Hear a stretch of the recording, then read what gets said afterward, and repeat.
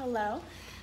So today we're going to be reading The Paperback Princess by Robert Munsch, and the illustrations are by Michael Martchenko.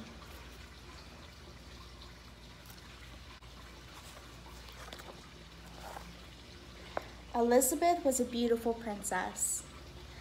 She lived in a castle and had expensive princess clothes. She was going to marry a prince named Ronald. Unfortunately, a dragon smashed her castle, burned all her clothes with his fiery breath, and carried off Prince Ronald. Elizabeth decided to chase the dragon to get Ronald back. She looked everywhere for something to wear, but the only thing she could find that was not burned was a paper bag. She put on the paper bag and followed the dragon. He was easy to follow because he left a trail of burnt forest and horses and bones. Finally, Elizabeth came to a cave with a large door that had a huge knocker on it. She took hold of the knocker and banged on the door. The dragon stuck his nose out of the door and said, "Well, a princess. I love to eat princesses, but I have already eaten a whole castle today. I am very busy. I'm a very busy dragon. Come back tomorrow." He slammed the door so fast that Elizabeth almost got her nose caught. Elizabeth grabbed the knocker and banged on the door again. The dragon stuck his nose out of the door and said, "Go away. I love to eat princesses, but I have already eaten a whole castle today. I am a very busy dragon. Come back tomorrow." "Wait," shouted Elizabeth. "Is it true that you are the smartest and fiercest in the whole world?" "Yes," said the dragon.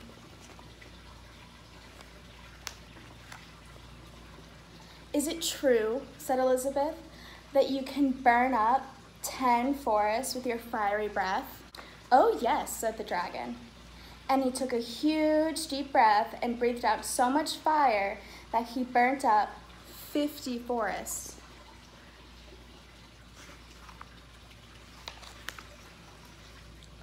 "Fantastic," said Elizabeth.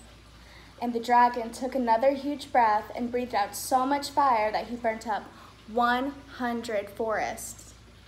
"Magnificent," said Elizabeth. And the dragon took another huge breath, but this time, nothing came out. The dragon didn't even have enough fire left to cook a meatball.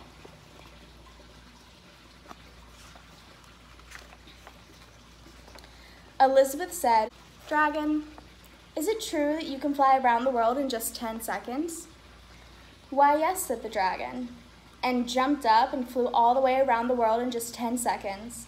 He was very tired when he got back, but Elizabeth shouted, "Fantastic, do it again." So the dragon jumped up and flew around the whole world in just 20 seconds. When he got back, he was too tired to talk, and he lay down and went straight to sleep. Elizabeth whispered very softly, "Hey, dragon." The dragon didn't move at all. She lifted up the dragon's ear and put her head right inside. She shouted as loud as she could, "Hey, dragon!" The dragon was so tired, he didn't move. Elizabeth walked right over the dragon and opened the door to the cave. There was Prince Ronald. He looked at her and said, "Elizabeth, you are a mess. You smell like ashes, your hair is all tangled, and you are wearing a dirty old paper bag. Come back when you are dressed like a real princess."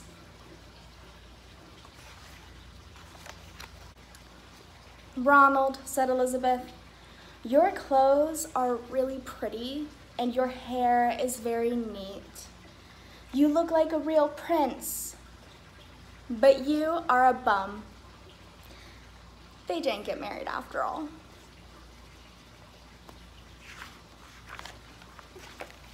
The end.